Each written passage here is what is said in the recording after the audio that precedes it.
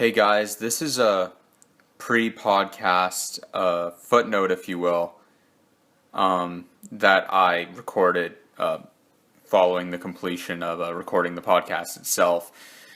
Because even though I know this little footnote will kill the flow of the podcast in general, I think it's worth mentioning a little bit about the podcast itself, and I hope this will help you guys to enjoy it more and get more out of it, or get exactly what you want to get out of it. So, when we set out to make this podcast, we didn't expect to talk about consciousness for as long as we did. We ended up talking about consciousness for almost an hour. We had a very good conversation that was fairly different than the rest of the podcast. The first portion of the podcast was us talking about a variety of things in less depth, less extensively, but just sort of, covering them. I think we had some interesting conversation there. I would definitely suggest listening to it.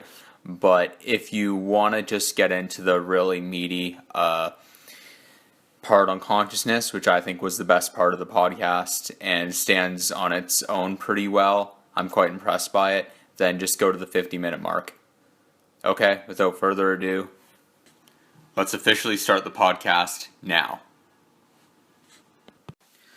Hello guys, and welcome back to Media Splainers, episode 4. So before I get into today's conversation, which is with a personal friend of mine, who I'll talk a little bit about later, I feel obliged to talk a little bit about what's going on with the Media Splainers podcast at the moment. So as you know, if you listened to the 3 prior episodes to this one, I was only in the first. The first episode was a conversation between me and Steven on the subject of cultural libertarianism, political correctness, free speech, and all that kind of stuff. It was a pretty good conversation, I think, if I do say so myself, and it was followed by 2 conversations that featured guests but were hosted only by Steven. The second episode of the podcast, which was the first of such a nature, was with Kathy Young, and the second one was with Russell Blackford, who is an Australian philosopher, both of which were very interesting conversations, the first of which dealt primarily with feminism and also journalism as a whole, and the second one dealt mostly with concepts of tribalism and left versus right, and kind of just sort of sociological and political philosophy in general. So Stephen did these on his own because we are currently not in a good position to be doing conversations with each other. Those kinds of episodes, like the first one, will resume once we're back in a better position. However, until that point, we are hosting episodes on our own, and we're having them with guests. And you know what? The solo hosting format actually works pretty well because long-form conversations tend to, in podcast form especially, tend to work a little better when it's one-on-one. So today, which I guess brings me to my next point, today I will be having a conversation with Christian Lippai. Christian Lippai is a close friend of mine, and he is a student studying applied mathematics at quite a prestigious school in that area. However, simply passing him off as another math student at university is probably selling him very, very short. He was very, very well known in the school board that looked over the schools we went to as kids because he is what can only be described as a math genius. Now he'll get all humble when you bring it up, but really there's no other way that people would describe him. If he isn't, I don't know who is. He performed unbelievably well in math contests throughout his education thus far. And I believe it was in grade 9. I could be butchering this fact, but I believe it was in grade 9. He took a grade 12 math contest and beat all the grade 12s. Every single grade 12 student in our school that partook in this contest, which usually tend to be the better students, was beaten by my friend Christian. So yeah, he's not just some guy I know who I brought on to have a conversation with. He's a very sharp guy, and while his main area of study and interest is math, there are also lots of other areas where he expends a lot of thought. So today I've had lots of great conversations with Christian, but today I am hoping to really dig deeper into some areas where me and him either haven't gone very much or haven't really gone at all. We've had lots of great in-depth conversations, which I guess to a degree we're going to try to recreate here in maybe a more efficient form. But I also want to get into some new areas, which is really the best way to do an authentic long-form podcast like this. I think there's lots of areas we haven't touched upon with much depth. So I'm going to try to, even if there's things we haven't talked much about lately, I'm going to try to think back over the course of our knowing each other and find some areas where maybe we've only talked about fleetingly and where I think there's potential for going into more depth. He's a really great guy to have these really intense conversations with. I'm hoping to, not only because he's not really a huge politics guy, but also because I want to shake it up a bit. We're going to talk about just sort of general philosophy a bit too, not just political stuff, which is what me and Stephen would probably end up talking about because it's a kind of an area of overlap in our interests. But yeah, I'm mainly a politics guy, but I really want to get into some of these other areas that I've been more interested in the past, and that I know Christian is interested in. So these would include areas like the nature of consciousness, which is something that me and him have talked about a bit, and that kind of perplexes us both and also fascinates us both. We'll be talking about Eastern philosophy. Hopefully, again, I'm actually recording this before the conversation has been done. We'll be talking about, these are just areas, a better way to frame this is I'll be trying to get us to talk about sociology, just kind of philosophical views of society and life in general and all that good stuff. And maybe we will get into some math stuff. I might be a little lost in that area, but he knows what he's talking about, and I think he's pretty good at explaining things. So really we're just going to let this go where it goes. I'm going to try to lead it in some areas. The areas I previously mentioned are places where it's likely to go and where I hope things go. Okay, so without further ado, let's get into this conversation.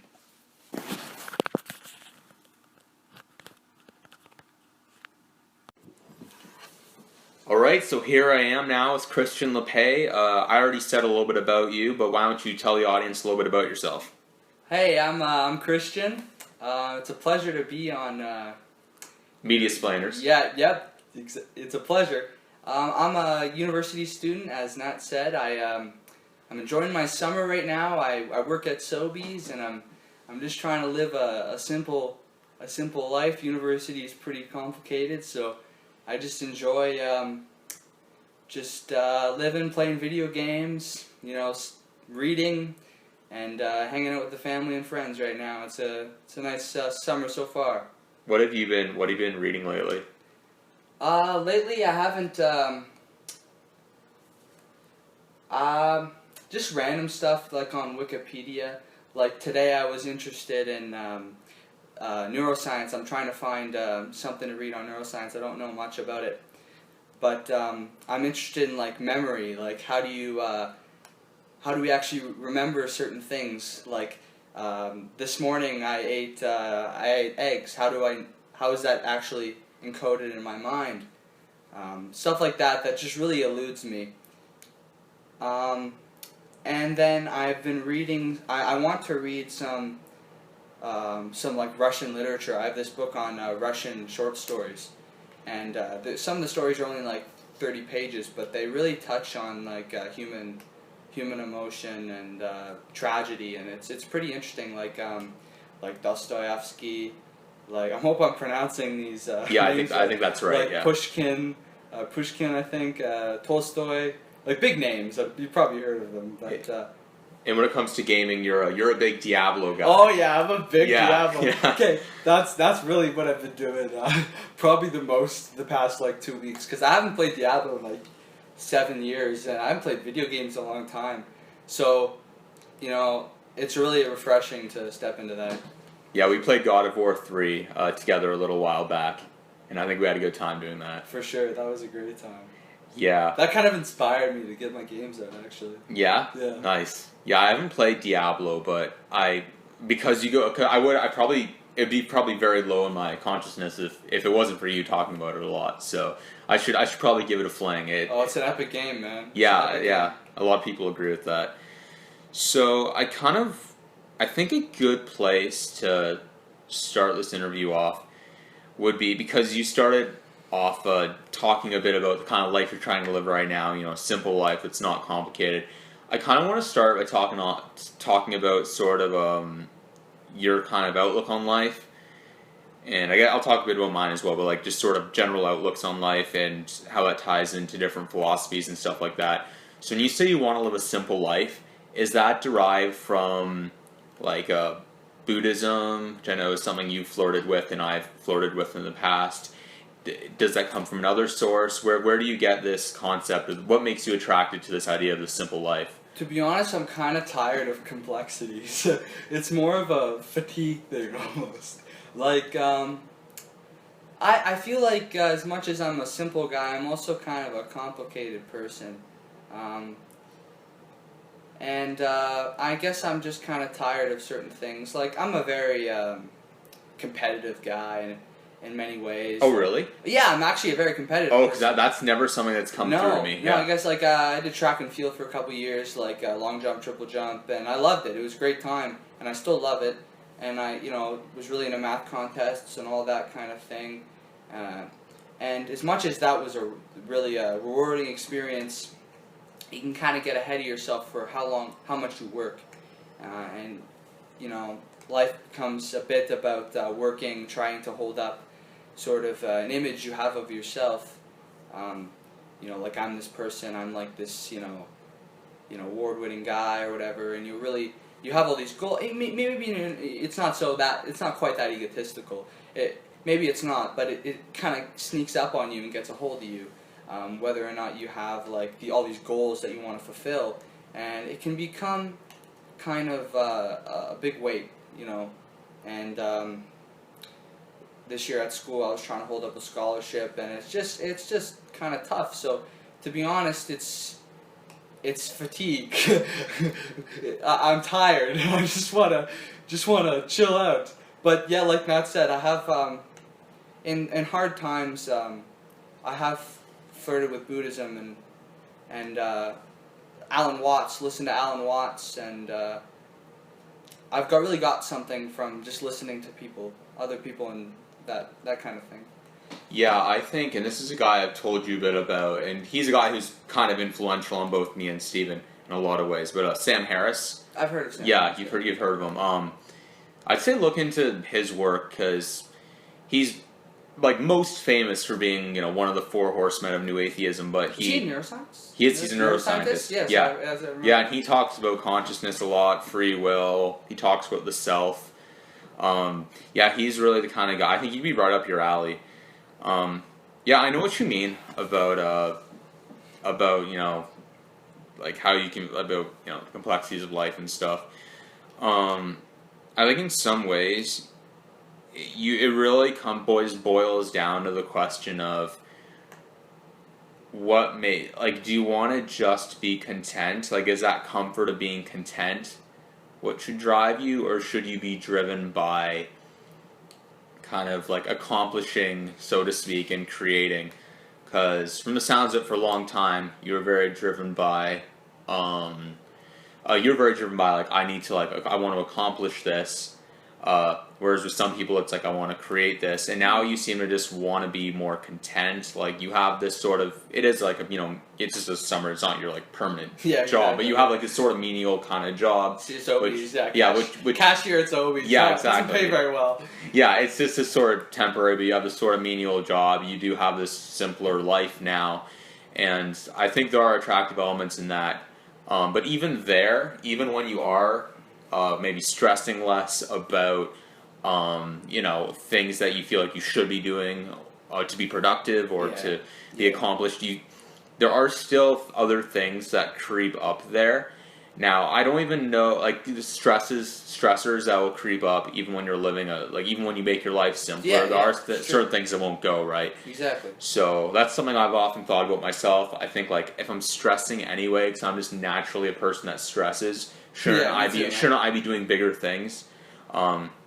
Could they possibly distract your thoughts? Yeah, would they distract my thoughts, and Yeah. could I channel my stress more constructively? However, then you do have to accept the fact that even if you're somebody who stresses naturally, taking upon new projects is just naturally going to add more stress to your. Possibly. Like, I think it naturally will add another layer of stress. But it is that question, like, if you have more stuff going on, you will just have more problems, and I think it's a balance. Yeah, do you have any other input on that? Well, I think that I've always felt like sometimes I can just forget certain philosophies that I have, and I'm almost distracted. Like throughout this year at university, it's just so pressed upon you to like do well and learn, and then when I'm done university, and I just feel like I'm becoming more of a human. Like I'm able to think about a lot of the things that I've almost forgotten about. Like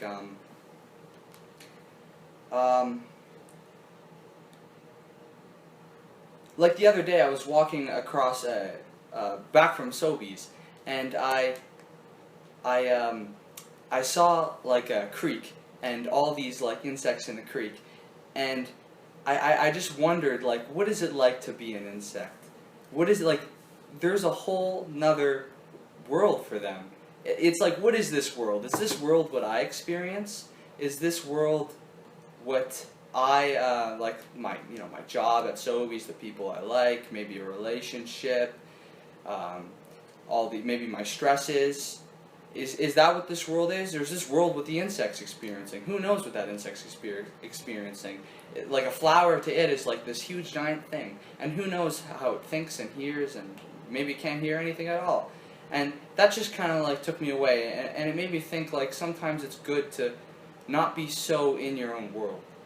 And the less you're in your own world, the less you'll get stressed out. The more you'll be creative. The less you're in your own head, the more you'll be creative. The more I started playing piano, it's just like it's something that I wasn't able to do, and I felt like I was able to express myself. So there is an advantage to keeping, I think, things simple and reminding yourself of the way you really view life. And I view life like I'm a very that my thoughts are very specific, and there's so many different ways of thinking that I could be thinking that I'm not. Like if an insect can't hear, or can only see certain colors, or just has a different interpretation of the world than me, then I could think in a completely different way. There's potential for me to think in different ways that I'm not. And I just love reminding myself of that. Yeah, so right there, you provided a lot of great segues into some of the other areas I want to touch upon with you here. But before, for example, I think you provided I think you provided really good paths towards talking about consciousness and animal rights, but before we quite go there, I do want to finish up here a little bit. I thought maybe that was a bit of a tangent. No, but I thought it provided a good appetizer, so to speak, of other things we're going to talk about. But before we move on to those other areas, I want to ask, because we are talking about like kind of, sort of general camps you can live your life in, right? Okay. The simplistic versus the complicated. But do you have sort of a more specific vision of what you think a good life would be? Because I know for a fact that it's something that you probably think a lot about. Yeah, I do. Yeah, and I think a bit about it too, but do you have any clear kind of idea of how you want to live your life, or how you think, even it would be ideal if like people strive to live their life anyway? Like, is there a... I think family is really important. To be with your family. I know that some of my family has moved away, like my cousins and my aunt, and they don't really see like this side very much, and I think that's too bad, because when I'm, sometimes like when you're away at university, you can be kind of lonely, and it's just really refreshing to be back with my family, and I think that's really important, to make people a priority over money, over all those things. And I think another thing that's also a priority is like just having free time and just having time to do nothing. My mom, she was a single mother for a ton of time, and we lived out in the country, and just the amount of work that she had was just a lot for her, and just too much. And now she's a school teacher, and that's kind of a lot of work too. She's always applying for new jobs and all of that, and I think that sometimes I thought of a quote the other day. I thought of actually I wrote it down a year ago, and I was like looking back on my books, and I think it was serenity comes from caring for yourself, caring for others, and otherwise not caring at all. Because I think that sometimes all the work that my mom does, who is it for? Is it for her? Is it for her students? I think a lot of time it's just grinding through the system. Like, if she's applying for all these different jobs, is she helping anyone? I guess she's helping for herself, but it's really just because there's so much competition. And I don't know, when I see countries in like Africa, and or even people who, I was watching this show called Alone, and it's where they take all these different people and they put them on Vancouver Island, and they just live like they're survivor. It's like Survivor. Like they just have to like hunt fish and stuff, and they're always like really doing things which are most definitely caring for themselves. They're fishing. They're finding food, and the amount of pleasure that when they find food, they're ecstatic because they're so hungry, and so everything they do has this obvious motive, or this obvious purpose. And I think like just applying for jobs and I mean that has a purpose, but it's just not direct. It's just not as direct as saying like caring for someone, like one thing my mom does, she does teach, so that's really nice. That's a really good opportunity. But a lot of what she does is just deal with kids and like their rambunctiousness, and I don't know. Yeah, I think, okay, you just said a lot of very, very interesting stuff there. You did touch on the system a little bit, and you talk often about like kind of your views of society, which are sort of loosely associated with politics. I think you used to have more defined political views when we were younger. I recall back to, I think it was grade 9 when me and you were talking about what political party we wanted to support as adults. And I think your response was whichever one is the most left-wing. And when you talk about these things, I do sense kind of a left-wing vibe, sometimes even like kind of a abstract kind of far-left, anarchist, communist kind of vibe. However, you also sometimes drop little, conservative things here and there on some issues. And I know you don't like to label yourself. No. And I think that's actually a good thing. I don't like to either. But if you want to talk more about kind of your views on sociology and maybe even politics, if you have them, I kind of like to try to diagnose you, like put you in some sort of camp. I want to see if I can do that. So the time is yours. Okay, thanks, Nat. The trouble with me putting myself in sort of categorizing myself, which I'm fine with doing, like in this interview, is that I don't know very much about the categorizations. Like you don't have to, right? Like I'll supply that. You just have to talk about your views. Yeah. Oh, okay.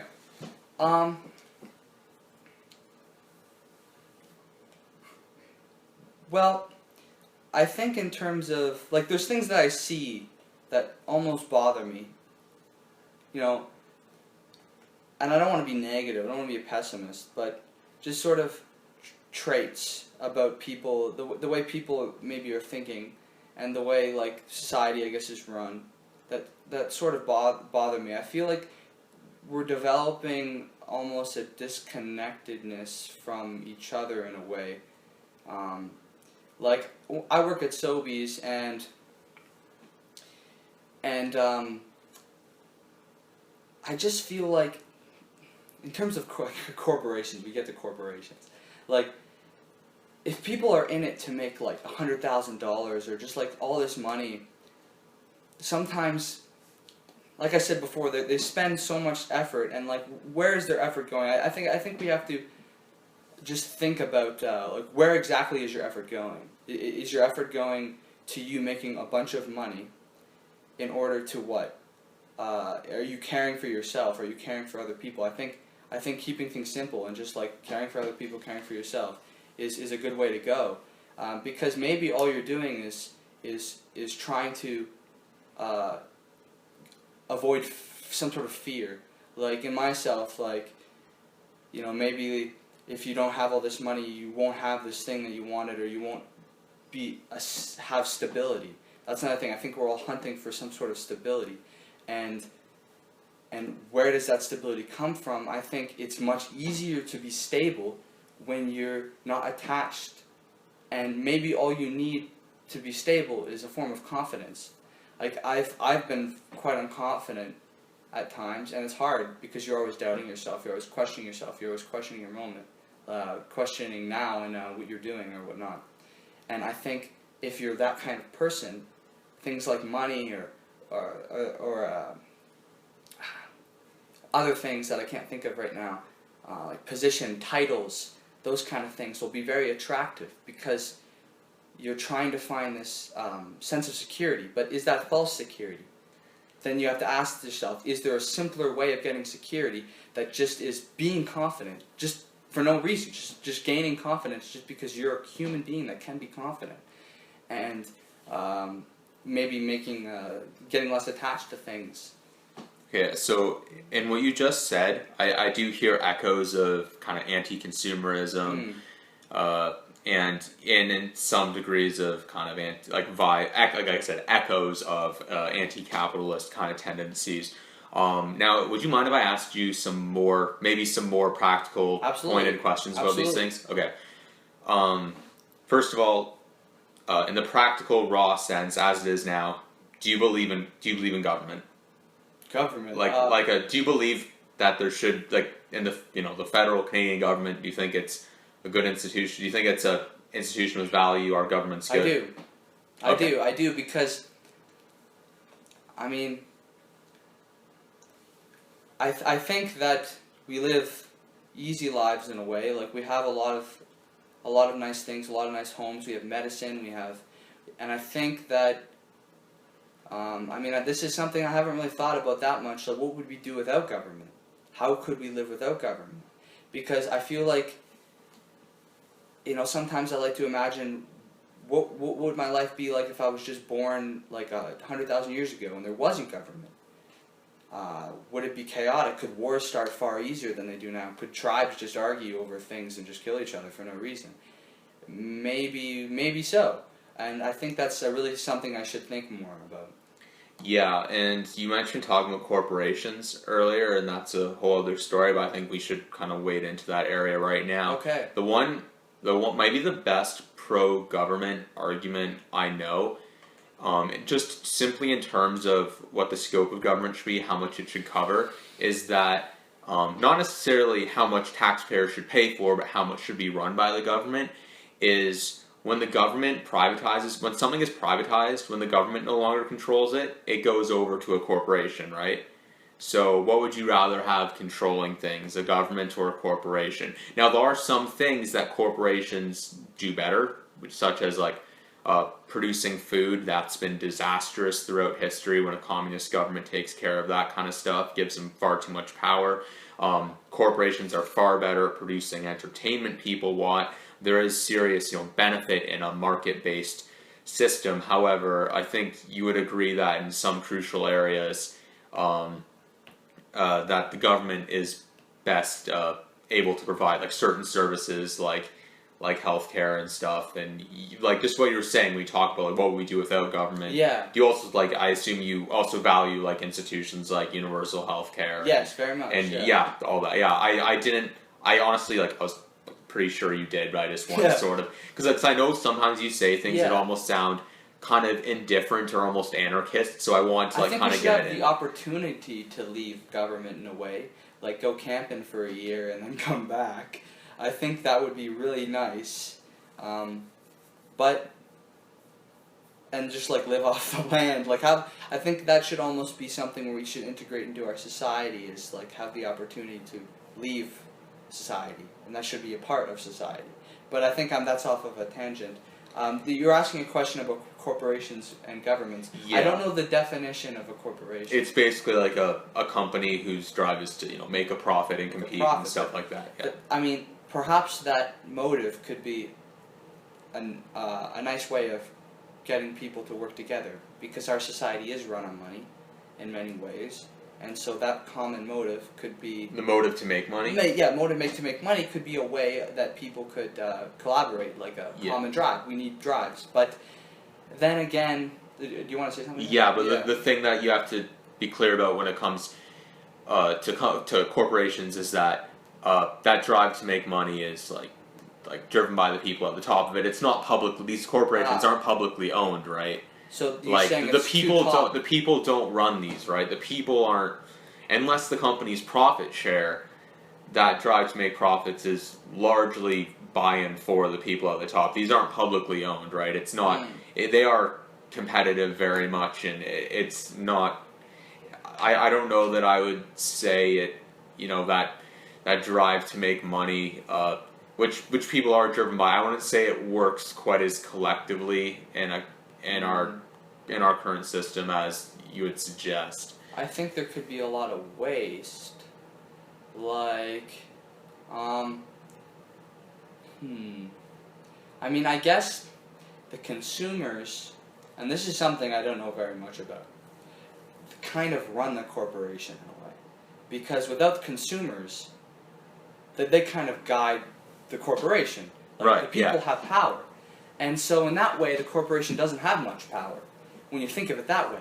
So really, the question is, how much can people be guided by a corporation? Like through boycott, like people... Yeah, or advertisement or whatnot, because I walk into Sobeys and, like, to be honest, there's a lot of food that I wouldn't buy, a lot of unhealthy food. I'm not trying to degrade my own company, because I love Sobeys. There's a lot of great food at Sobeys as well. But just in grocery stores in general, like, there's a lot of food that I think is kind of useless. And there's a lot of advertisement that suggests that the food is good. And there's a well-being section, and I think a lot of the stuff is just lots of sugar. But it's in this nice-looking package that looks like it's healthy. Okay, so would you say, just to get in which I think is a waste. I think that... lying to people just to make money and making them unhealthy is a waste of energy. Okay, so just to be specific, you believe in government, you believe in social programs. Do you believe? I take it you believe in things like minimum wage and stuff like that. Well, because our society is run on money, then I think that's a good idea. Okay, so you just said it, because our society is run on money. Exactly, do you favor abolishing capital, like abolishing money? Do you think we'd be better if it wasn't money, if it was just goods being distributed? That's such a big question. No, but so much of what you're saying is all about money. To answer that question. No, just so much of what you say has to do with the concept of money. I think money can be a distract. I mean, I don't know if we need to abolish money though, because, like I said before, corporations don't really run you. In a way, you run corporation. The consumers run the corporation. So if we're more conscious of that, and we're more the money can be a distraction, I think. And like I said, in my views, serenity comes from caring for yourself, caring for others, and otherwise not caring at all. So if you're caring about money so much, I think sometimes you can be just afraid of something. You're afraid of something, I don't know what it is, okay. And that can, I mean, humans are so good at learning, and I think they can, and making connections, but I think sometimes they can make false connections and worry about those. Okay, so you said, when you first said the word corporations, you said, we can talk about that later. You said it, that sounded to me like that sounded negative. So what do you think of, as it stands, modern practical world? What do you think of, the corporation kind of model? Corporation. The corporate model, or... I mean, money being the goal, I don't know if that is the main problem, I think we just need to be Okay. more honest with each other. Do you think that would companies be better if they were owned and operated by workers? Workers. Do you think they'd be better in that case? Like people working for like kind of a co-owning for like a mutual benefit. Do you think that would be a better model than the current corporate model? I'd have to try it out and see. I think it's worth a try. I'll give you that. Do you think there's value in that idea? Yes, Do you think that's an attractive idea? I do think there's value in that idea because I think that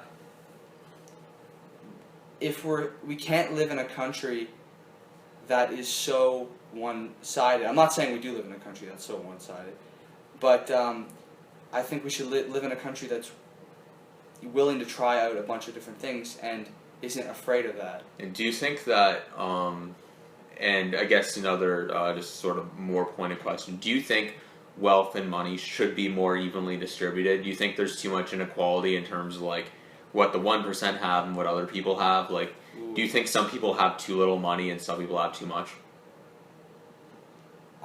Yeah, I think a lot of people have too much money. Yeah.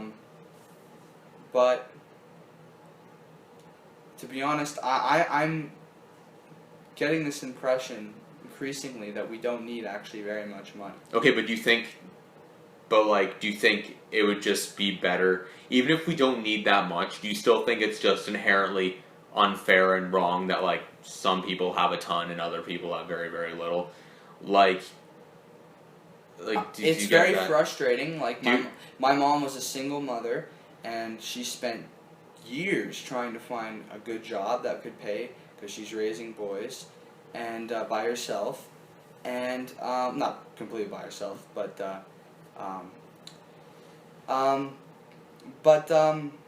and that was really hard for her. And to see all these rich farmers that have so much money around and have her work so hard and not, it's frustrating. I mean, they work for their dollar. They're very hardworking people. Rich farmers, you said, right? Yeah, they work for their dollar. Those guys aren't like billionaires, though, right? Well, some of them are millionaires for sure. Well, some like would be 20 million or something like that. I know there's a lot of really rich farmers who own big chains of companies. Like that didn't come up. So right. Chains of farms. Why'd you go to like agriculture? What made you? Well, because that's where we lived. Okay. You asked me a question about like all I can really think about is my own experience. I mean, at that time it was frustrating that we didn't have money and other people did. Okay, so just from this perspective, do you think like do you think it's reasonable that you would like the government would tax a billionaire more to support a program more that would have helped you and your mom? Would that be?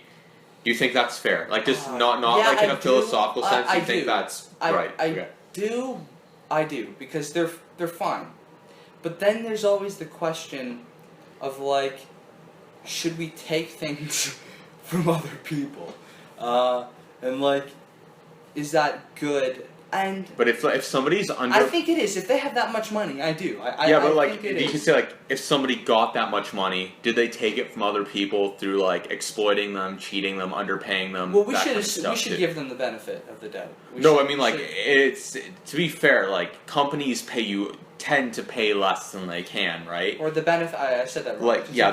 The benefit of just not judging them and no, but like they're just malicious. But like how supply and demand works is they'll pay you as little as they can, right? Like that's the business model. Like because it's so geared. In many cases, that's paying somebody less than the work they're doing is worth, right? So like, do you think that's like that you could argue in a similar way could be theft in a regard? I think that is. You're right. That's a really interesting point because I think that is.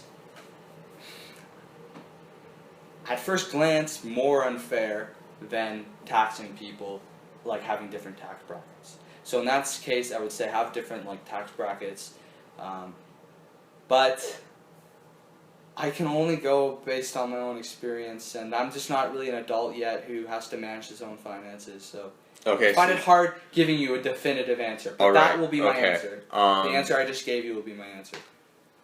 Okay, so then if I would have to choose right now, I'd say tax people who have more and more. Okay, so that's sort of the simple answer. That would be my answer right now, based on my experience. Okay, so from the sounds of it, I would say I think on social issues, you either are like liberal or don't care. Um, I think, and from the sounds of it, your economic views are, again, there's an overriding indifference I kind of hear to some of this stuff, but I think I'd say to put you on like the modern North American political spectrum, I'd say you're left wing. Just from Yeah, oh yeah. oh I'd yeah, say oh left- yeah. I'd You say- say so you would say you're I left. would wing, say I'm definitely. left wing. Okay. Because when I hear a lot of right wing stuff, I feel bad. Oh okay. Okay. So like, therefore, by contradiction, no, I'm kidding. No, Yeah, okay. By the process of elimination, I'm left wing. Okay, so when you hear like a left wing activist talk, you're much more in gear with what they're Yes, saying. I am. Okay, all right. So that's kind of, I guess, we took the long way around, but we got there. We got there. Okay, so you brought up agriculture. Didn't know why at first, but then I remembered you did live in the Yeah. country growing up. Country. I never owned a farm. I just lived like on a farm, as in just like a dweller by farms. Yeah, so what do you so animal rights I think is something that you think about a lot. I think you're quite interested in. And I know you were vegetarian. You are vegetarian right now, but you were vegan for a period. Yeah, I was vegan. So I'm not completely vegetarian. I have fish and free range. All right, I have free range eggs sometimes, but I'm always eggs. That's free range. But I'm also. But eggs are vegetarian. They're not vegan. Well, it depends on what you define vegetarian as. Well, like from how I understand it, eggs are okay if you're vegetarian. Not if you're vegan, but if you're vegetarian. Okay. That's how I understand. Well, either way, I eat eggs and they're free range, but I'm, whatever that means, right? But they're free run, whatever that means. But I'm very conscious. Even now, I'm very conscious of how much I eat, and I just like Matt said, it is something I do think a lot about. Yeah, and so why'd you stop being vegan, and how long were you vegan for? I was vegan for about 7 months, and I stopped because it was hard to be vegan at university when I was living in, like, I had to eat from the cafeteria because I spent a lot of money getting like points towards like food at the cafeteria. This year I'll be living where I can shop at my own grocery store, so it'll probably be easier. But I still don't know if I would go back to being completely vegan, because there are some things.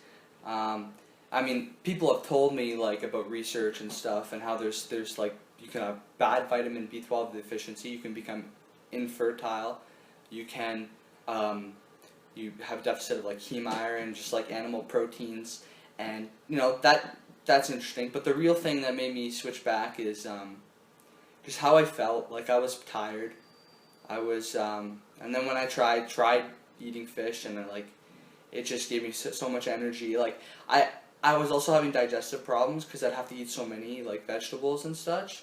It was hard for my digestive system, and I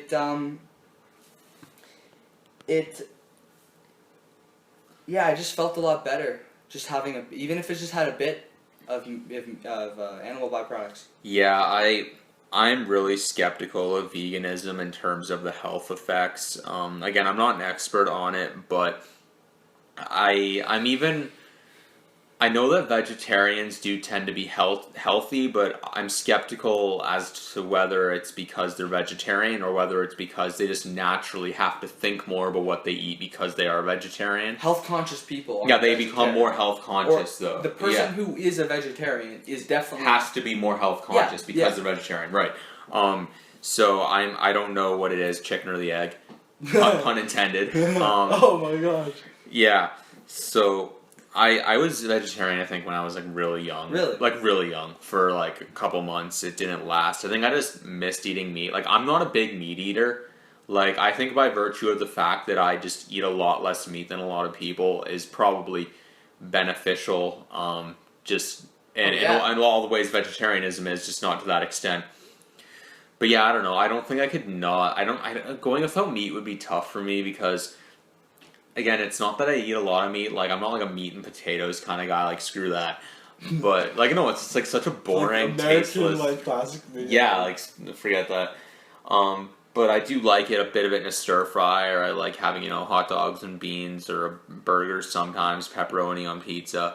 It's the little stuff like that I think it'd be tough to go without. Like just here and there, I don't think I could ever be like a staunch vegetarian because I'd just be, I don't know, it only has to be a little bit of meat for me, but I'll just enjoy my diet a lot more if there's that meat dispersed in it. I will say you get in the, I think one reason people don't become vegetarian is because they almost think in their head that they're going to be taking up like this big like endeavor, and they're going to have to resist the temptation of like eating meat, and they're going to have to go through that like struggle and like judgment of themselves more than they already do in the society, like the society we live in, which already has so much of that.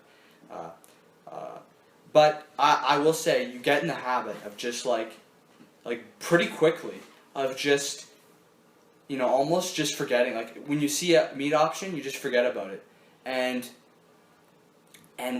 you really don't feel like you're missing all that much. Like when I started being vegan, I didn't miss stuff that much. It was only till like 3 months in when I just really started craving meat and stuff from a very natural perspective. It wasn't from the perspective of me like wanting to like taste or like or feeling like my meals were boring. It was from the perspective like, man, I'm just not getting what I need nutritionally. But in terms of like, I think there's lots of great like dishes that are vegetarian, and I think once you start being vegetarian, you start to forget. Do you eat falafel ever? Falafel? Yeah, I do. Because falafel's really good. Falafel's really like hearty too. Like it feels like meat. Like you feel like you ate meat after eating falafel. We had a pita pit at our campus, man. Yeah, near my school, it wasn't on the campus, but just a little ways out. There was a really great Mediterranean restaurant, and they had yeah, that must be why. But it was like they had the best falafel you could ever have. It's like $5 for a falafel, for like a falafel wrap, and it's like a big, it's a generous falafel wrap, and it's just to die for. I ate there a lot. Dude, if I ever come over, we should go there. Yeah, and then we'll find an Eastern European place for you. Yeah. Exactly. Because I'm like yeah, he has like the craziest ancestry. Yeah, I do. Yeah. I'm Hungarian. I'm Russian. I'm a quarter Hungarian, so I'm pretty Hungarian. My grandfather was completely Hungarian, and actually that's an interesting story. My great grandfather was a captain in World War I, I think, and I think it was World War I. Might have been World War II. And like I have a portrait of him. He's got like a saber. It's like he's like so cool. He's straight from Hungary, and it's really interesting because he lost his entire family to the flu. Huh? Yeah, I don't think that was uncommon back then. His whole family died, everyone, his wife, his kids, and then he came over to Canada and made a whole other family. So, and I possibly only exist because his family died. Wow. And he was like 40. He was like 40, and then he started having kids again. It's crazy. Yeah, so like Philip, what are the other pieces of your ancestry? Okay. You got Russian, Hungarian. I'm Romanian. I'm quite Romanian. See, my grandmother was adopted, so we're not entirely sure. You think she's the one you think is Ukrainian Jewish? Yes, we know she's Ukrainian, but we think might have been Jewish. Yeah, we should very, very possibly. Just saying, just expect all the anti-Semitic comments to come flowing in now. Yeah, exactly. I think we might have been a gypsy of it too. Okay, just double it up now. all their ethnic hates coming in. And then you're also like Scottish too. Yeah, that's my mom's. Yeah. Mom's dad side. He was very Irish and English and Scottish. So actually, I don't think I am Scottish. I think I'm Irish and English. Right, so you're like 5 or 6. You're like 6 or something. I actually know a decent amount about my family history. On my mom's father's side, like 2 generations further, like my great grandfather, in like the 1800s, like early 1800s. It was probably even deeper than that. I think his name was like William or something. He was on like one of those ships that came over to like early Canada, like when Canada was like first like becoming Canada, like before it was Canada, and he was on. I think it was during Do you know when the Irish famine was? That's a really good question. It might have been then. Yeah. It might have been then. Like, I think it was, okay, don't quote me on this, but I think, like, maybe later 1800s. I think it was during that time, and it was really interesting, like, how hungry, they have, like, a diary, and, like, just how hungry they seemed. It was interesting.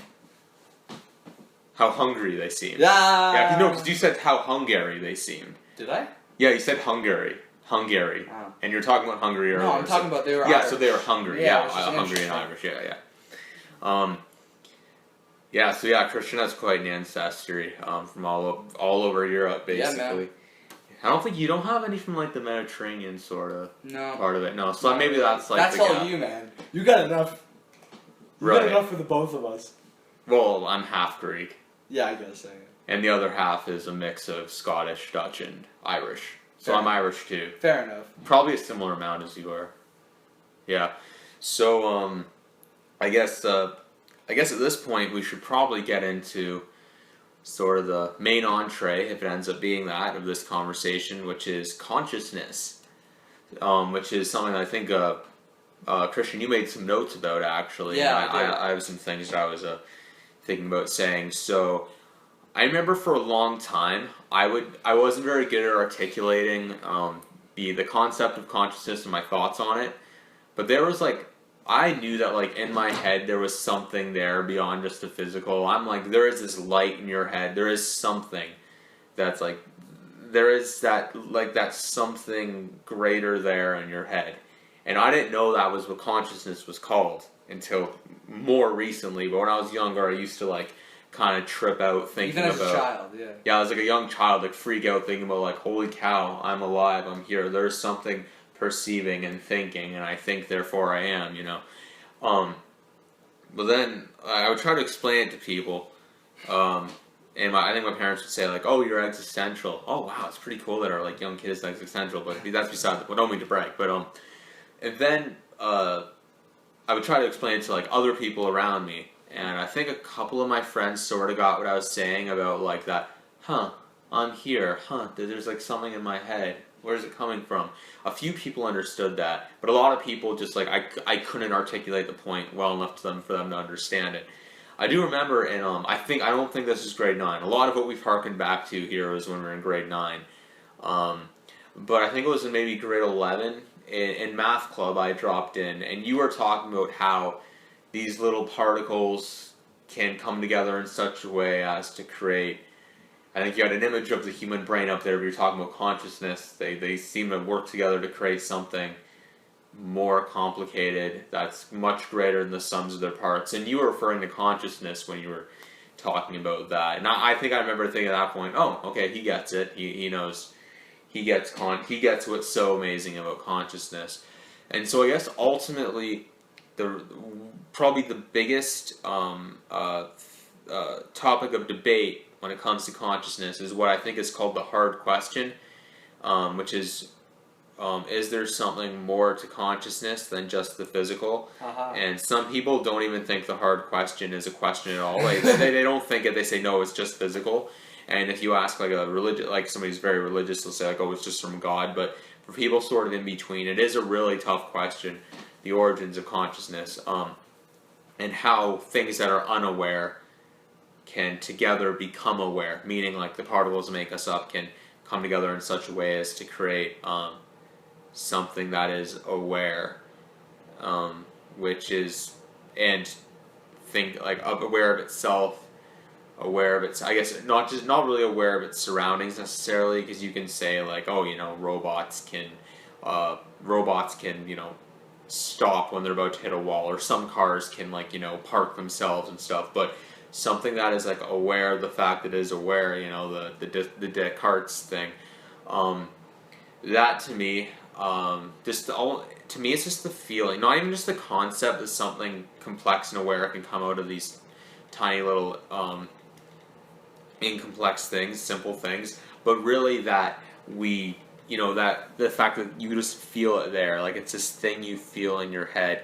and there's really, you don't think there's much of a reason for it. Like, why is this there? Why aren't we just robots? Like, just going about doing things that we go about that, going about eating and keeping ourselves warm so we can survive and reproducing. Like, why do we have this ability for contemplation? Robots, as in Like, why aren't we just like machines? Why because- aren't we just machines, so to say? because the reason, or even not machines, or even just like biological machines. Yeah, biological machines. Because- That's what I mean. because- Yeah. I don't know if you've heard of this. There's a game called the Game of Life, which is A board? You mean not the board game? Not the board okay, game. Good. It's something called a cellular automata.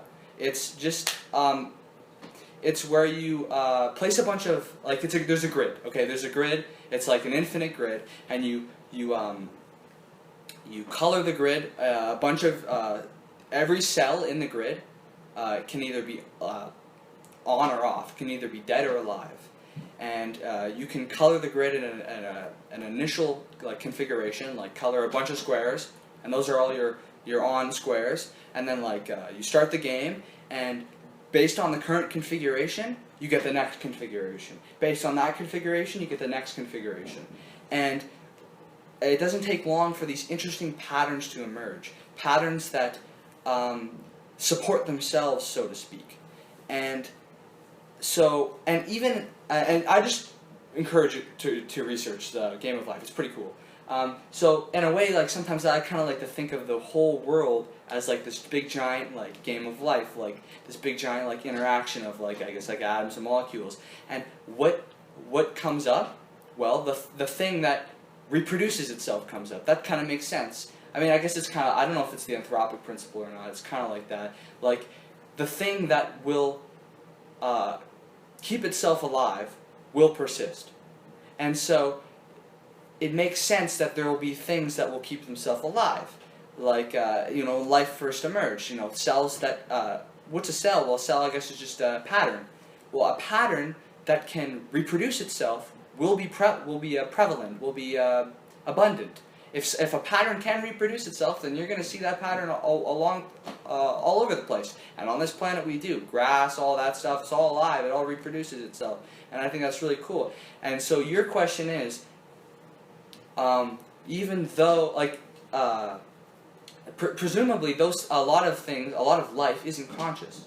So why do we need consciousness? Yeah, it's not just how does it come to be, how is there all this stuff happening on one level that results in the existence of something on what's seemingly another level. It's also a why. Yeah. Why are we conscious? Why aren't we just biological sort of machines going about surviving, which is, as far as we know, what a lot of animals are like. There's other animals that we do sense traces of consciousness in, but why do they have consciousness? There's lots of thriving species out there that don't have what we have.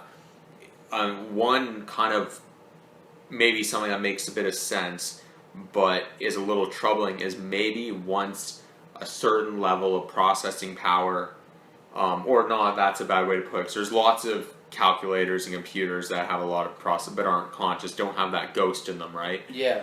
But maybe it's a result of just natural complexity, something else arises. It is weird in that case that a human with an IQ of 100 is conscious, but a supercomputer, as far as we know, doesn't have that ghost. So that's maybe flawed there. But people talk a little bit more if we create a machine with emotions that can think more like a human does, think more on its own, not be directed what to do, but know what to do a little bit more, kind of a bit like a human. And if they can, then you might get some kind of consciousness as a result of that. Or is it just a copycat that just mimics consciousness? Seems like it is. Yeah, right. That's the question, I guess. Is it? Would that in that case just appear to be conscious, or would it actually somehow this new level of awareness that humans have come about as a result of all those gears and metal and all those different components in the machine, the same way that all of our natural, so to speak, components of the human body and the brain end up with this higher level activity? Because on your point about whether something just appears conscious or not, it's interesting because in a lot of ways the human and the machine wouldn't be that different, right?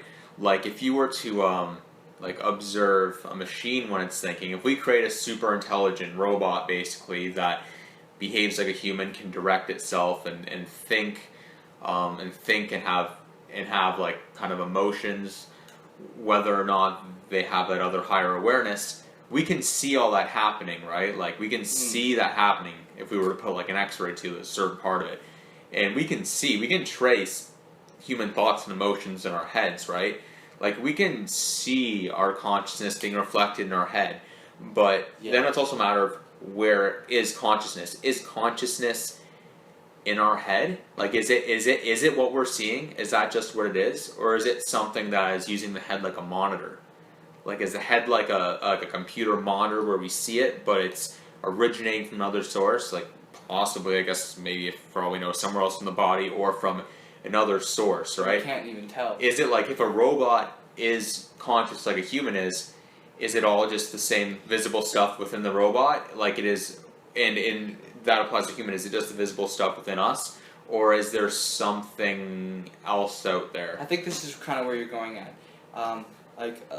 I don't know how long ago, but I'm just like 500 years. We didn't really understand a lot. I don't think we really understood electricity. I don't think we had the concept maybe of electricity. I think, of course, like there was lightning. We saw lightning, but the real understanding of it and the fact that I don't think we thought that lightning was in our heads. I don't think we thought that lightning was in our heads. But lightning is in our heads in a way, because we have like I believe that like synapses and like neurons are all related to electricity, aren't they?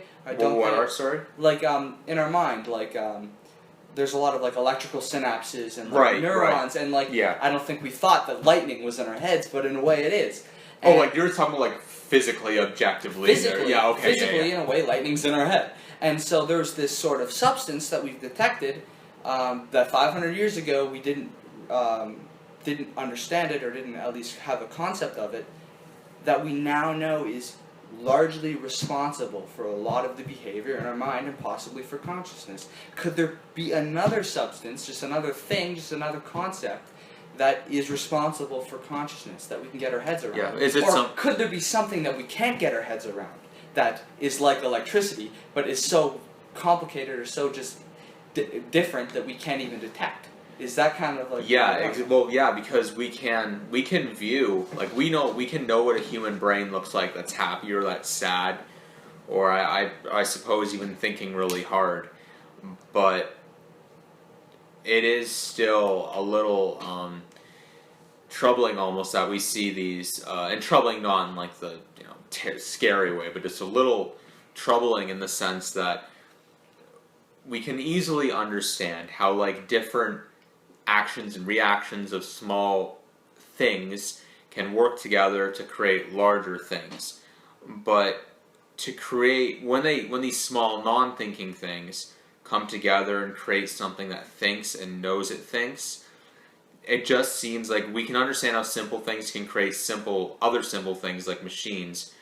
And even machines are capable of doing calculations, but when they result in something that is thinking and aware, almost in like you can see like emotions, like chemical reactions, but why is there that light there?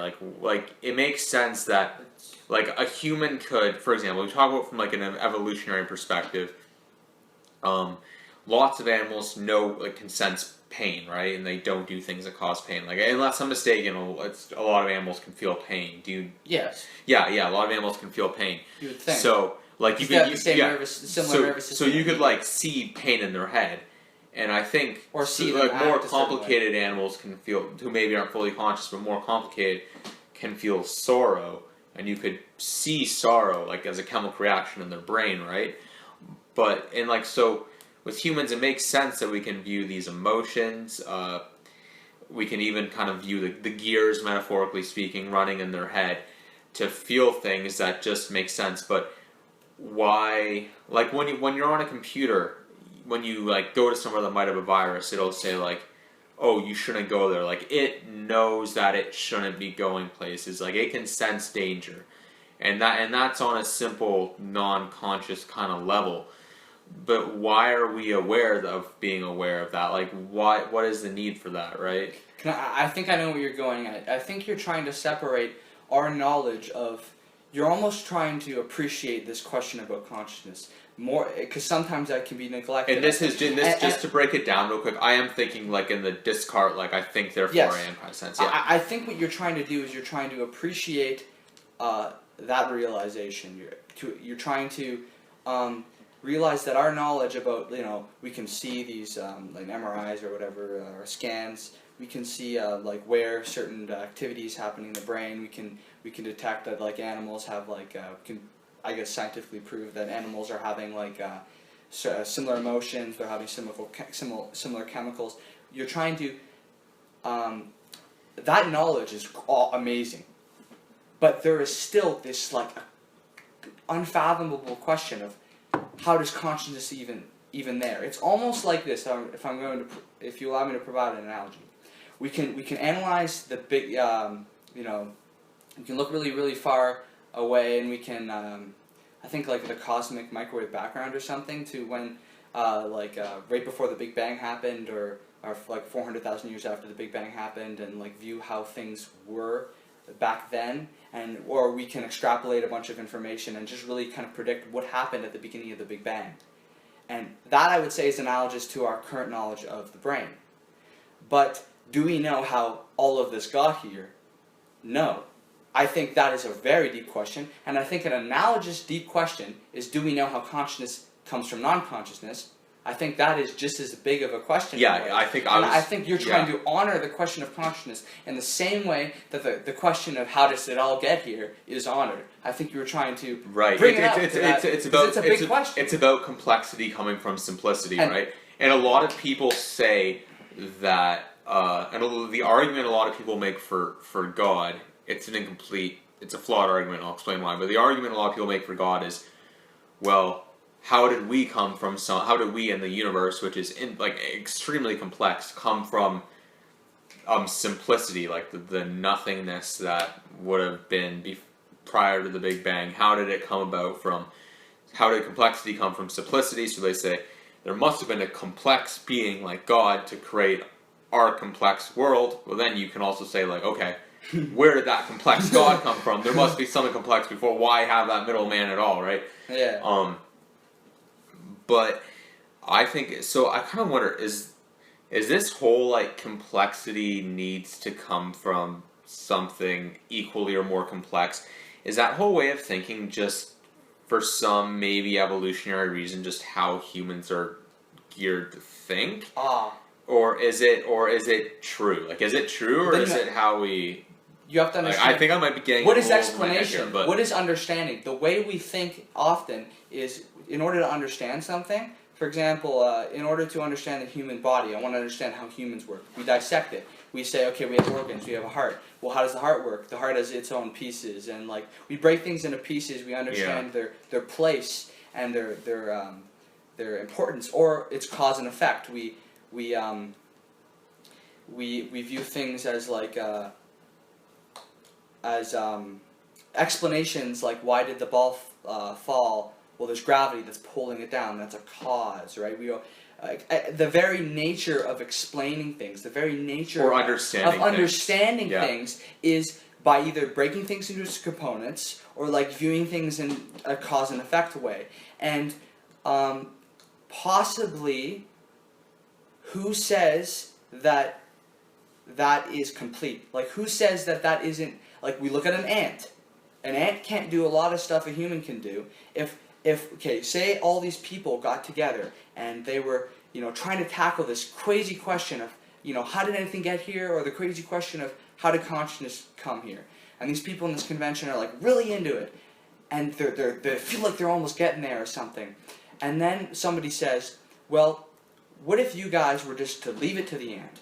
You were just to stop everything you're doing and you're just going to leave that question to the ant to solve.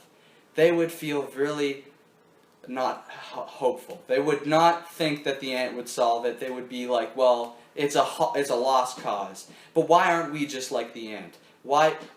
Maybe process of understanding is, like I said, it just involves dissecting and cause and effect relationships, and maybe that is just too darn limited. Well, yeah, because that's something right there that gets to the core of something I've always felt when it comes to the question of God and the true nature of the universe.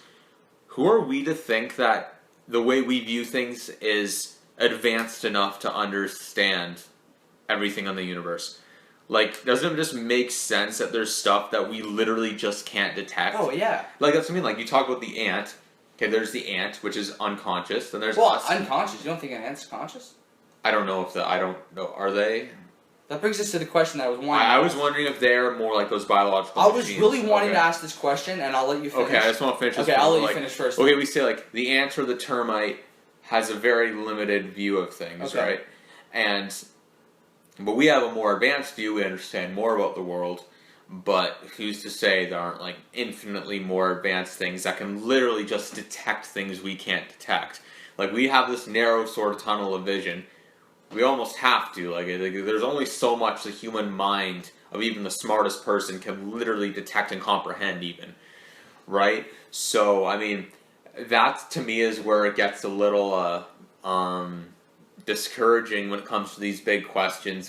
We do get into the realm of, really, we can't say with any certainty we know any of this. Can I say something really philosophical and I think is really beautiful? True. And when I hear this, I just think, why didn't I think of this? Why didn't I remember this? This is so beautiful.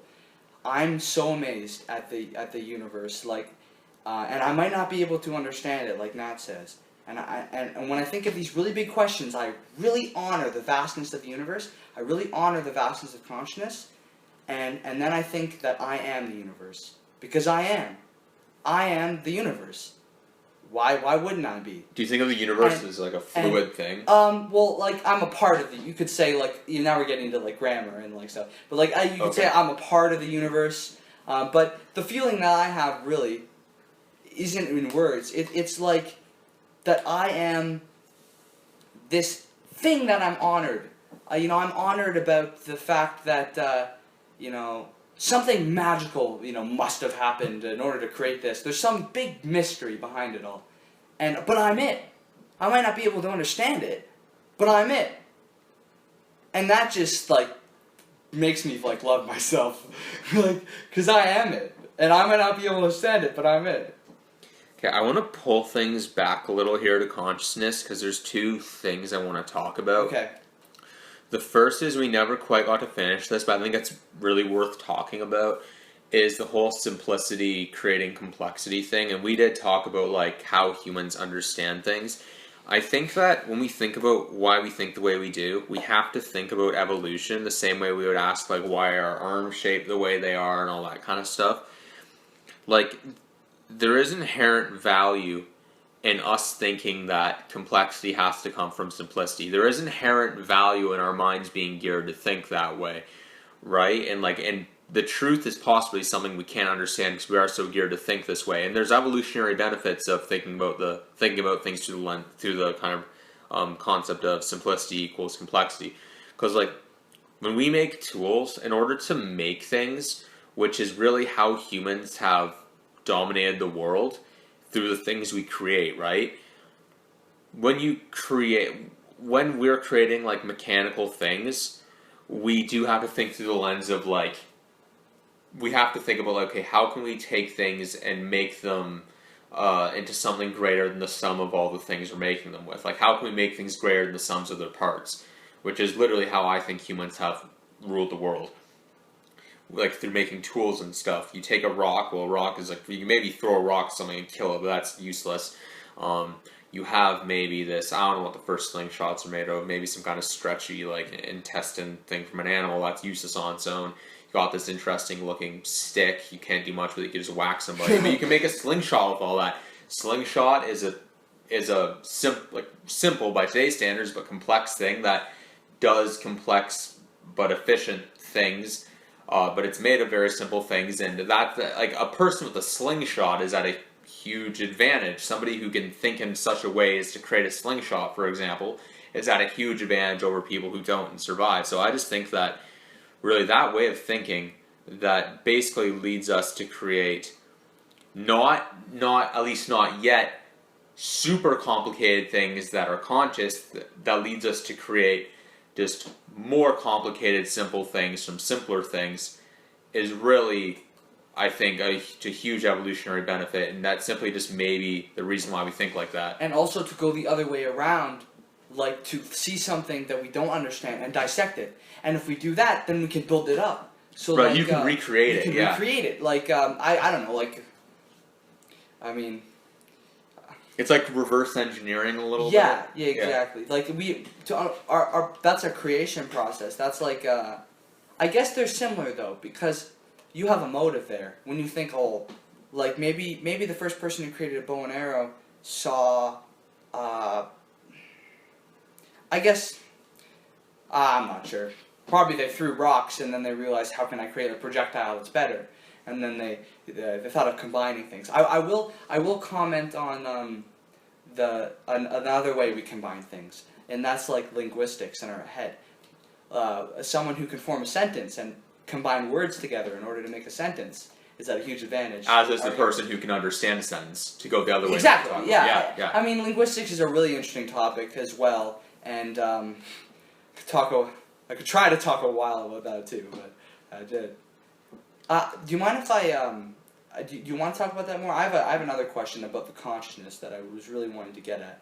Okay, I'd like to stay on I think there's still more terrain we haven't covered. Did you want to say something more about that topic of understanding? Because I think that's a really interesting topic. I don't know if you did. I was gonna try to get into more of sort of the parapsychology and telepathy type stuff. Like, okay. I'm not. My question's similar to that. Is it? Okay, why don't you ask your question? It's kind of similar. Well, how do we? I mean, we've already kind of addressed it, but how do we know that certain things aren't conscious? Like a cell or something like that. How do we know that that isn't conscious? How do we know that even this? When I see you, I think you're conscious, or I think there's some consciousness there. How do I know? How do I know that? But you don't. Yeah. You don't. And how do I know you're conscious? Another idea, and this is really wacky. This is really wacky, and I understand it's not really supported by anything, but it is an interesting idea, and that is I have a lot of, even if it's not correct, it might encourage a different way of thinking. I have a lot of subconscious thoughts. That makes any sense. Like my thoughts come to me randomly, or I'm working on a problem, and all of a sudden, like if I step away from it for a while, it seems like my subconscious solves the problem. So when I come back, I kind of know what to do, and or like your subconscious just does a lot for you. Sometimes thoughts reel in, like if you're anxious, you realize that, and you don't want to think. You realize that all these thoughts are coming to you, and you don't want to think of them. And your conscious mind isn't really doing it. Your subconscious mind is doing it. Because what your conscious mind is saying is that I don't want thoughts because these thoughts are bad. So clearly that it can't really be the conscious mind. It has to be the subconscious mind. And the subconscious mind seems to somehow be communicating with you. And so then I ask, this is really wacky and I realize that, but could there somehow be another conscious side to you that isn't connected to this conscious side that you call yourself? For example, when you talk to me, I hear your voice. And what I do is I suppose that you're a conscious thing that is projecting sound to me. Could I suppose a very wacky thing and suggest that the thoughts that are coming to my head that I don't control are actually being projected from another conscious thing that is inside of me? Or like the one thing I always that really bothered me is, so there's like two me's, right? The one thing that really bothered me is, am I the only conscious thing in the universe? Am I the only thing in the universe? Is everything just an illusion that? Oh, that's a bummer. Yeah. That's an impossible question to answer. Like, is Christian even conscious? Is he just an image and sounds being? Is he just things I'm perceiving? That's an impossible question to answer. That really, I think, at least in the next while, is an impossible question to answer. I kind of wanted to talk a little bit about, because we mentioned how do we know ants are unconscious. Or cells, like where my heart. How do we know that pieces of me aren't actually conscious? Or how do you know pieces of you aren't the conscious thing that uses your head as a monitor, so to speak? right? Yeah, maybe, yeah, where exactly. It can be perceived, Like, or where you can see the thoughts my happening with an X-ray or whatever. my subconscious could actually just be a voice of a conscious entity, and it's communicating. And this is really wacky, I know. And it's communicating to me, and I interpret it as this subconscious thing that's just happening because chemicals are firing or whatever. But maybe its actual source is another conscious entity. Like, are you like a god type? No, I'm saying like something within me. Like, okay. Like there's another me within me. Because what is me? Me is this very sort of me. Do I create myself? Do I separate my cells? Do I grow my arm? I don't do any of those things. So when you say me, what are you referring to? I guess you could say I do those things, but you have to be clear about what you mean by me. Do you mean my conscious self? The self that has all these goals, has this notion of like I'm Christian Lippai, or do you mean myself, which is this chain reaction, like I'm a flower that's growing and I can't help it? Like what do you mean by me? Could there be a third me that is another conscious me? Maybe I have two conscious me's and this that would are be somewhere. in me. No, like both in you. Both in me, and the thoughts that I hear that come to me are voices of the second conscious being. But like, or you could just make the. I'm not saying that's true. No. Cool, but if we're in that sort of hypothetical, you could easily just make a leap from that and say that there's an origin of your consciousness that is not within your physical body. That is, I mean, I know. That's not what I'm saying. No, I know. I'm saying you can make that leap though. It's. If we're being wacky, we might as well be wacky. Yeah, exactly. I mean, that's not. I mean, I don't think what I said is any much different. I than didn't what you prove said. what I said. No, I'm not proving it either. No, I know. You That's can't why. prove any of this. That's why I'm saying what you just said was almost appropriate because I don't. Yeah, we're talking evidence. in stuff that can't be It's proved. just an interesting idea. Like if it was true, it would explain like some subconscious thoughts. And I know like some like some old Eastern philosophy, like spirituality, claims that consciousness is like something that just flows. Like it's like a force almost. This flows through matter. Adam's conscious, like is my consciousness just like a bunch of consciousness sort of colliding with itself in an interesting way? Like I know spiritual people probably don't think of it like that, but it's a question. I mean, why not? Why isn't pieces of this table conscious? Yeah. Maybe. And where do you think it would originate from? Like, do you think that? I think the origin of consciousness, because that's really where a lot of this hard question is based. Like, is it just the stuff in our head? Is it the stuff in our head, then other stuff that we can't detect in our head? Is it from some other entity outside of our body, some other part of our body? Is it just one big thing that moves through everything or possibly just illuminates in certain spots, humans being one of them? Is there only one source of consciousness, being me basically, or I guess being you if you exist, person listening to this? So yeah, those questions are so impossible to answer, impossible to prove or disprove. But it's interesting stuff to think about. And speaking of stuff that's interesting to think about and hard to prove or disprove through evidence-based means, which are really the only means to do so, what do you think of things like telepathy, which are things that are often kind of linked to these ideas but considered pseudoscience? Like, do you think there's anything to telepathy? Reading someone else's mind. Or like sending messages. It can be conscious or I mean, I don't think it's conscious, subconsciously. I'd say like things like collective intelligence, like information being passed down generation to generation subconsciously, communicating things subconsciously. I would say that I would. What do you think? Yeah, I was just gonna give my perspective to like give you an idea of what I'm sort of getting at here. I think that if there is, it's subconscious. I don't think there's anything to like, because I think it's so measurable whether or not somebody can consciously send information to another person. Like, hey Christian, what fruit am I thinking of right now? No, I was thinking about a pear. I was trying to send that to you consciously, but it's useless. Like I think if it does exist, it has to be unconscious, because if you're doing so consciously, one, I think, there's a good chance the other person is just guessing what you're thinking or guessing what you're trying to send them because they're lucky, or two, you're giving some other indication that you're not aware of, like some kind of physical tick or whatever, or they just don't get your message. Like, I think conscious telepathy. I think telepathy by its very nature is supposedly subconscious, and I would have to agree with that. Really, I thought it would be conscious because conscious. Actively, Yeah. Like at least okay. in like the shows. Or in like science fiction, yeah. I think in the sense of like more like rational people talk about it in a realistic sense, they mean subconsciously. So could I there? think. I mean, I think that.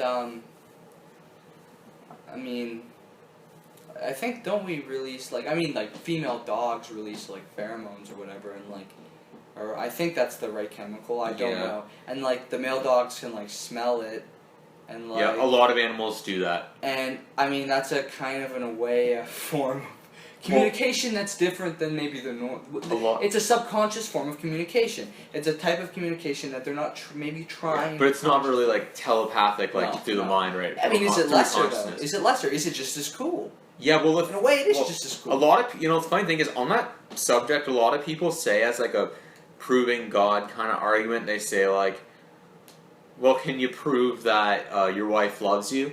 And like, no, you can't. You can't prove that, right? In this instance, when I asked you, okay, well, therefore, I know God loves me and God's real because your wife's real. Like that's an argument people use, but no, that's an argument that gets used. I still don't really get it. I don't get the argument. Yeah, it was even used in basically. Well, can you prove that your wife loves you? No, it's just something you feel. My relationship with God is just something I feel. If your wife is real, maybe God is. That petty, silly argument was even used in a Carl Sagan movie because Carl Sagan had to throw. He was in an era when you had to like flirt a little bit with the quote good religious arguments. Anyway, on that subject though, in a lot of cases. You can tell that your wife loves you, and it's not through supernatural or like either telepathic or godly means or any kind of supernatural means or anything mysterious, right? Like there are pheromones you send, there are like visible ticks, the way she acts, like it's like cumulative, right? It's all this stuff together that gives you a message that your wife loves you. Like I mean, if that isn't knowledge of love, then what is? Like, what do we want? So I don't think that can be used to explain telepathy or no, I don't. Anything. I think that's a chintzy argument. Yeah, I think it is too. Now that we've dissected it, but in terms of whether there's things like collective intelligence, which is like what Carl Jung kind of talked about, like a collective consciousness of information. Or like morphic resonance, where like species send things subconsciously to members of other species, which would explain why there's pyramids, which would attempt to explain why there's pyramids in multiple areas. A lot of people have thought of God. Or a lot of or like flood stories, stuff like that. Like there's like every religion has some kind of flood story, that kind of stuff. Maybe that just says something about humans. That is true. But that's not. It's not a stretch, really. It's not definitive evidence either. Like, it's not even a case of like, well, you have no other explanation, therefore it's true that this is due to telepathy, because there are other explanations to that. The reason there's pyramids is because triangles are strong shapes. Would I be right there? The reason, and for stars, pyramids aren't all over the place. There's like pyramids. They popped up a few times, but that's not really that much of a coincidence. The God thing to be and the language thing.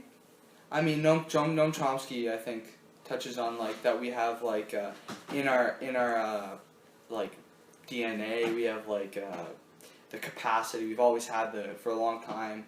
We've had the capacity. I don't quote me on this, but we've had the capacity like learn language to categorize things in a certain way. And so if that's true, I mean natural. all these different peoples are finally coming up with language and this really diverse thing that's incredibly powerful. Is that because of God, or is that just because we're in our or telepathy? Is that like is it a telepathic thing? I have the idea. It's like I came up with the idea for information. I came up with this idea, so now everyone else shares in the idea too through like these subconscious. Well, not in a way. Language is kind of like that. No, but the thing we learn language by communicating with each other. Yeah, but it's not subconscious. I know, but is it any less? Is it any less cool? It is cool. You're right, and I think. I'm just saying stuff like a lot of learning is subconscious. When I was 2, I'm sorry for interrupting. When I was 2, was I trying to learn language, or was I just hearing it? I was just hearing language. I don't know why I know how to speak the way I do now. Of course, I know how to communicate and articulate my thoughts because I went through school and took English classes. But I could speak fine when I was 4 years old, and I didn't take any classes before then. I know how to speak just merely because I'm immersed in my atmosphere. Yeah, but I heard that, I think Noam Chomsky said something on an interview, I think it was called The Tall Man Who Was Happy or something like that.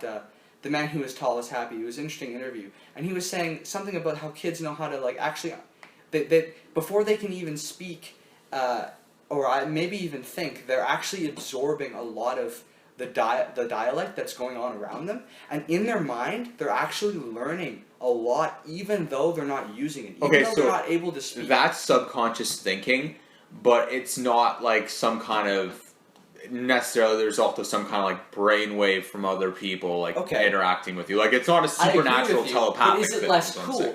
No, it's not less cool. Why don't you call that supernatural? Is the supernatural just merely a word that expresses something we don't understand? And if it does, then we can never understand the supernatural, because by definition, the supernatural is that which can't be that which is not understood.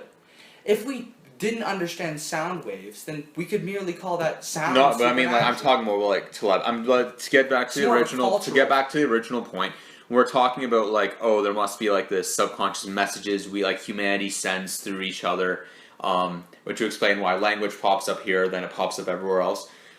But like, I don't think a lot of the arguments people use, like pyramids, language, I think a lot of that's just sort of a convergent evolution. Like, all peoples come up with languages because it's just such an evolutionary advantage. Like, it's just the capacity for language is such an advantage. Like, it's like it very quickly beats out non-language, right? And yeah, I just feel like a lot of those arguments for telepathy can be explained through other means, and a lot of these other means can be more evidence-based. I would say I see no reason to believe in telepathy. I don't think there's really anything that's come about that couldn't be explained by something more feasible or that requires fewer sort of leaps. So I don't know. So do you have any definitive stance on telepathy, or is it just open for you? Or It's I think I'm similar to you. I don't really believe in it. I think there are things that are, I mean,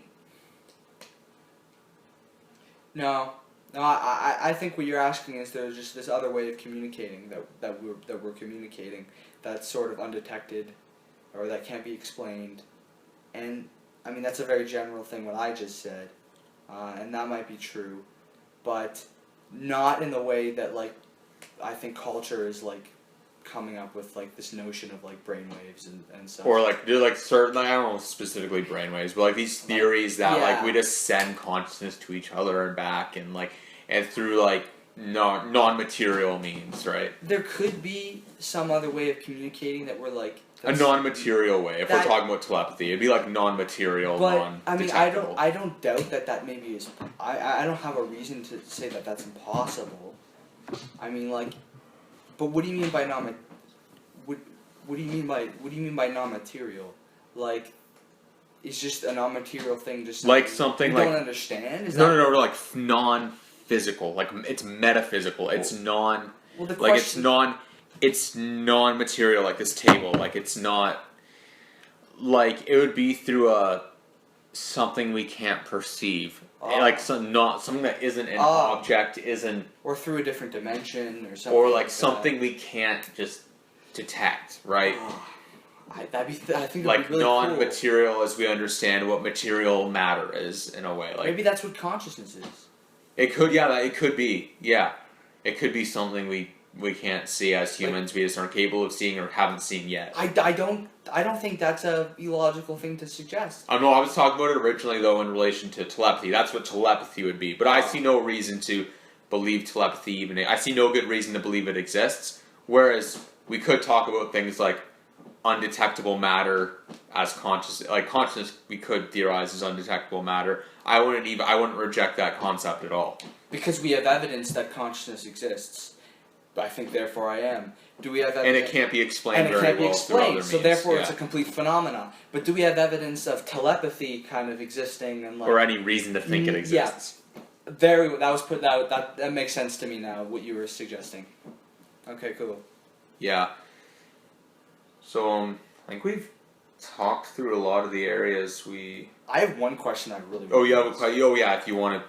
I made a going, few yeah. questions, but I think this is one of the big ones. All right. Ask away. In terms of experiences, like, we're conscious because we have experiences, right? Like, I've been knocked out before, and as far as I can. Oh yeah, maybe, I've never been knocked out. Maybe it's a no. memory thing. Maybe it's that I just don't remember, or maybe it's that I really wasn't experiencing. For that instant, got hit in the face by another person, and it knocked me out, and I hit my head on the ground. And I blacked out. I don't remember anything from that 2-minute span that I was on the ground. Like you don't remember dreams, nothing. I do remember transitioning from coming out of that state, but I don't remember when I was in that state. And apparently I was in it for a long time, 2 minutes or something. But I don't recall. I don't recall that. And so, what is our consciousness? I think it comes from our experience, possibly our experiences, maybe our senses, maybe the feeling of experience, the feeling of an our experience. sight, our sound. We can classify them, our sight, our sound, our touch, our thought. Our thought is another sense altogether, right? Yeah. Because the thing is, when you're knocked unconscious, obviously you lose all your senses in that time. But you were saying you also lose your thoughts. You could, in theory, just be lying on the ground, all senses dulled, but you could still think. But when you're unconscious, you can't think anymore. At least, I'm not actually an expert on it, but do you think when you're unconscious? And you just don't remember. Because I know you don't remember. I know you don't remember. Because you didn't remember. That was your. But maybe it's just a memory thing. I think that. Or maybe people, I think when people are in comas, they sometimes are they dip in and out of consciousness at times.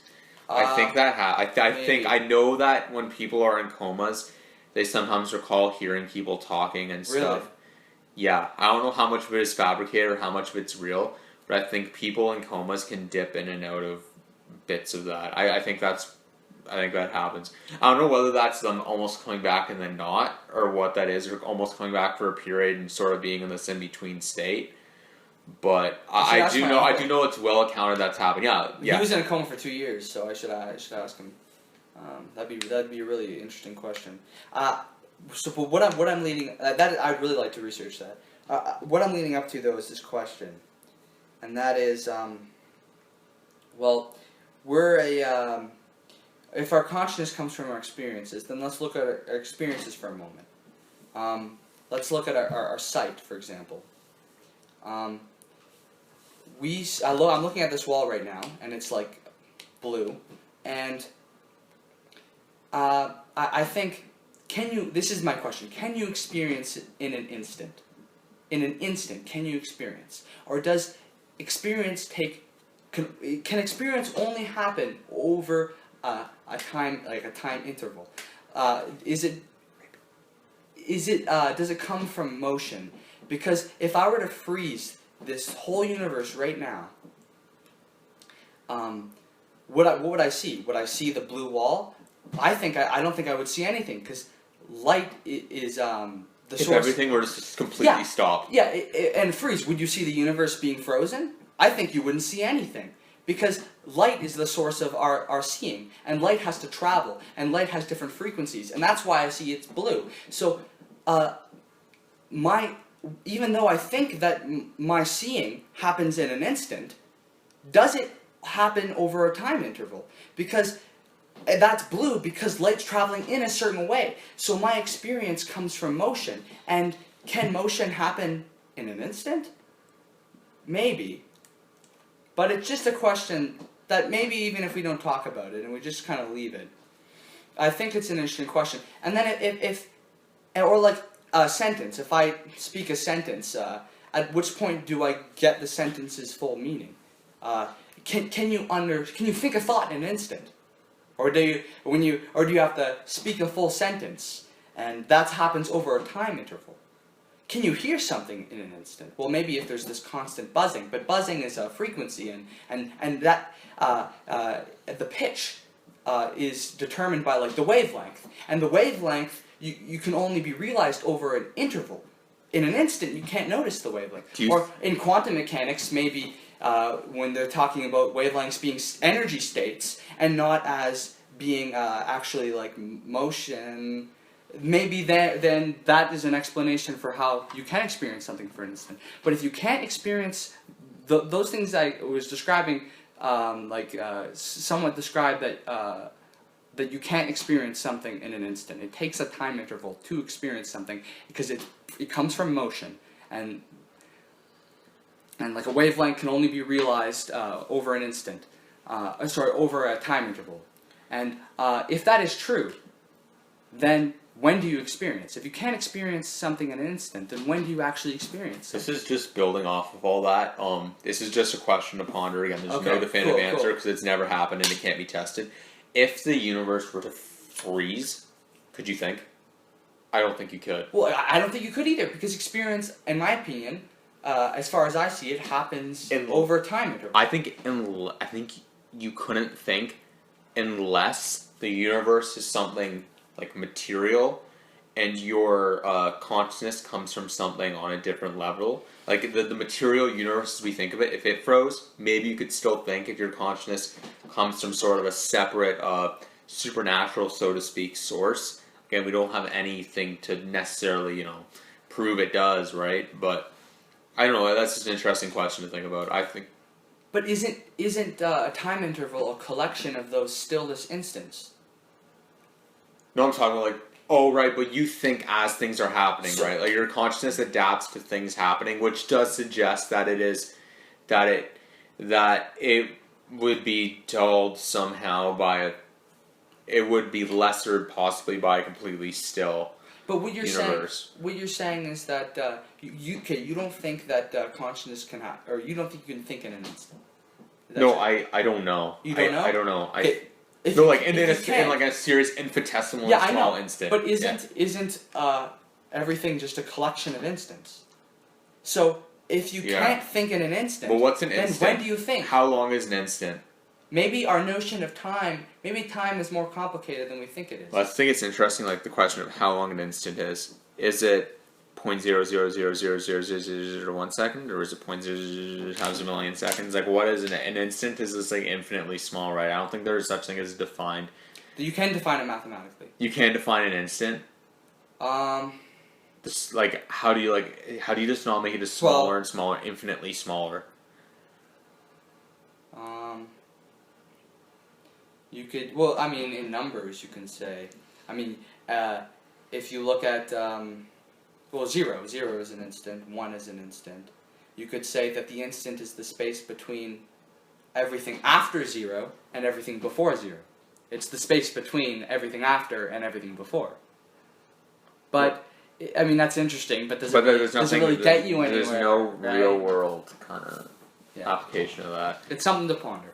Yeah, it is, certainly.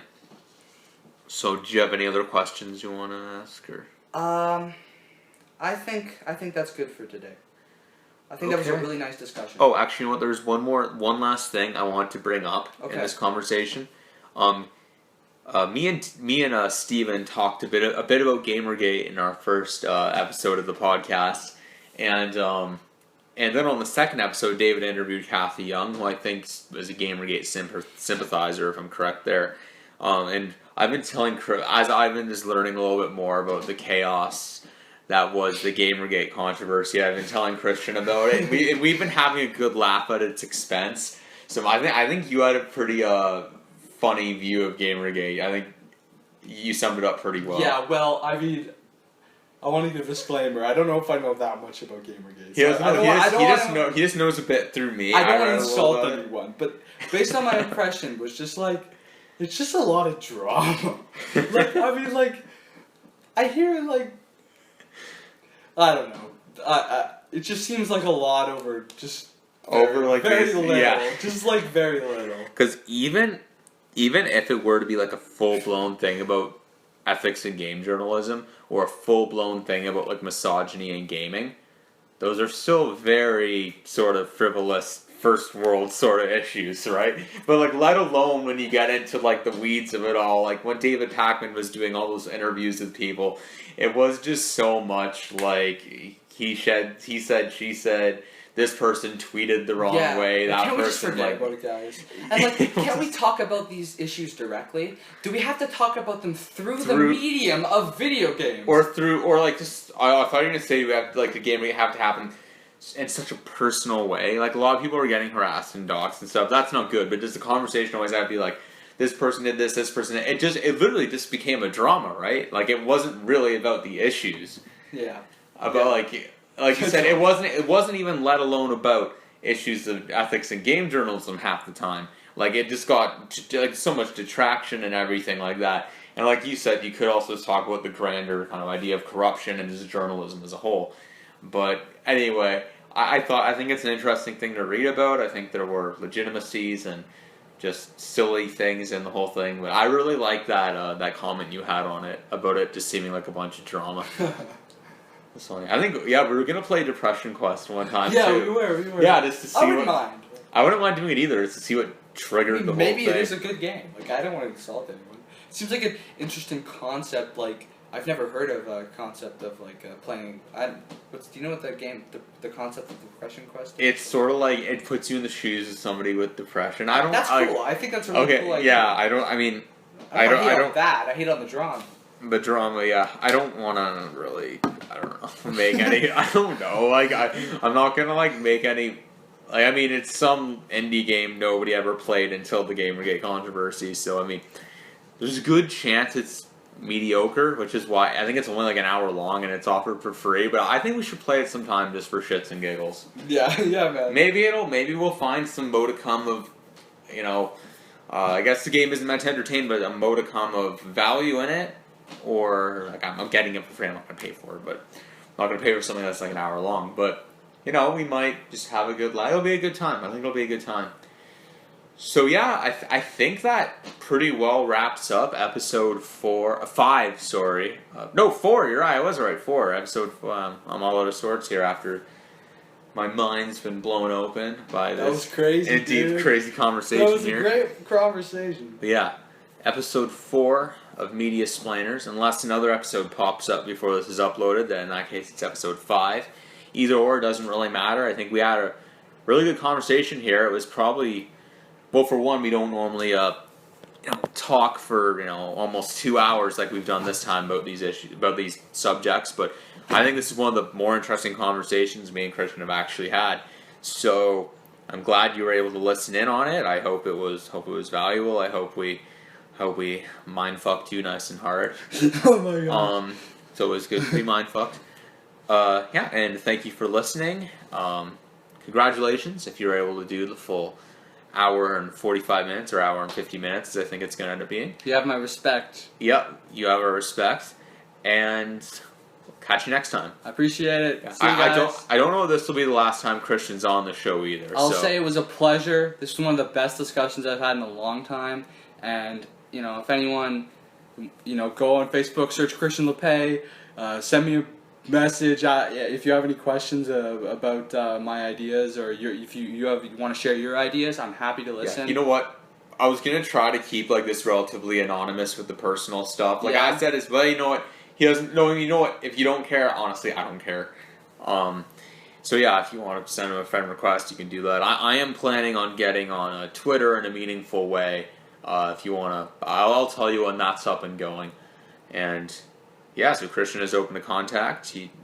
And you guys all have a great evening, afternoon, whenever you're listening to this. Peace out.